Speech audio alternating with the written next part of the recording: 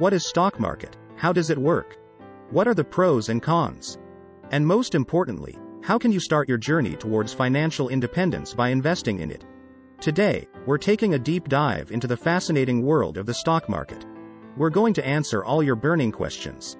So, what exactly is the stock market? Well, whether you call it the stock market, share market, or equity market, it all means the same thing. It's where you can buy and sell shares of companies. These shares represent a percentage of ownership in the company, which makes you a shareholder. When the company profits, you get a share of the pie. But, if they face losses, you also bear a portion of that burden. Let's break this down with a relatable example. Imagine you're starting a small business, and you have 10,000 rupees, but it's not enough to get going. You approach a friend, offering them a 50-50 partnership if they invest an additional 10,000 rupees.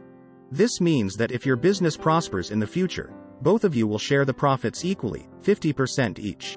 Essentially, you've just given your friend 50% of the shares in your company. The same thing happens on a larger scale in the stock market. The only difference is that instead of going to your friend, you reach out to the entire world and invite them to buy shares in your company. The origins of share markets date back around 400 years. In the 1600s, the Dutch East India Company, much like the British East India Company, was in the business of exploration and long-distance trade. These ventures required substantial capital, which led to the birth of share markets. Investors were invited to fund these ambitious journeys, and in return, they were promised a share of the treasures brought back.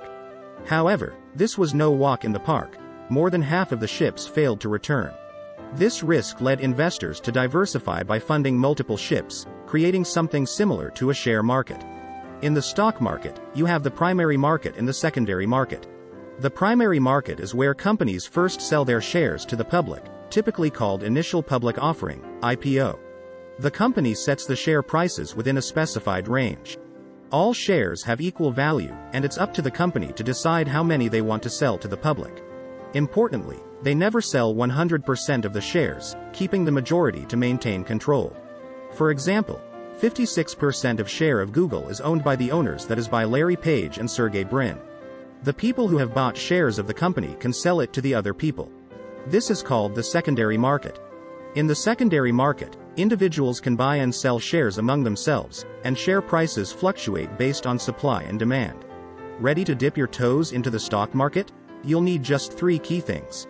1. Bank account. This is where you keep your money. 2. Trading account. This enables you to buy and sell shares. 3. Demat account. Here, your digital shares are stored securely. Many banks now offer a 3-in-1 account that encompasses all of these. As a retail investor, you'll need a broker to facilitate your stock transactions. Brokers can be your bank, a third-party app, or an online platform. Be aware that brokers charge a commission, known as the brokerage rate, which can be a drawback for frequent traders. However, for long-term investors, the impact of brokerage fees is less significant as they pay it only once. It's crucial to differentiate between investing and trading. Investing involves putting your money into the market and holding onto it for an extended period, often years. Trading, on the other hand, is about buying and selling stocks quickly to profit from short-term price changes. Trading is a full-time job for some individuals, but it comes with higher brokerage fees for frequent trading.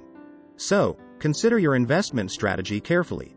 The big question: should you invest in the stock market? It's understandable that some people compare it to gambling due to the inherent risks.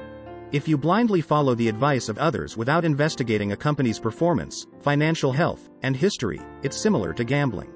You should never invest this way. Remember, there are professionals, like traders, who work full-time in the stock market and possess in-depth knowledge. For most of us, it's often wiser to rely on these experts or consider a safer route like mutual funds. One of the most competent ways to enter the stock market for beginners is through mutual funds. In a mutual fund, you place your trust in expert fund managers who make investment decisions on your behalf. They diversify your investments across a range of companies to minimize the chances of loss. It's a great way to start if you're not yet comfortable making direct investment choices. That's a wrap for today's journey into the basics of the stock market. If you've learned something new from this video, please like, subscribe and share it with your friends and fellow budding investors. And don't forget to tell us in the comments which educational and financial topics you'd like us to explore in future videos.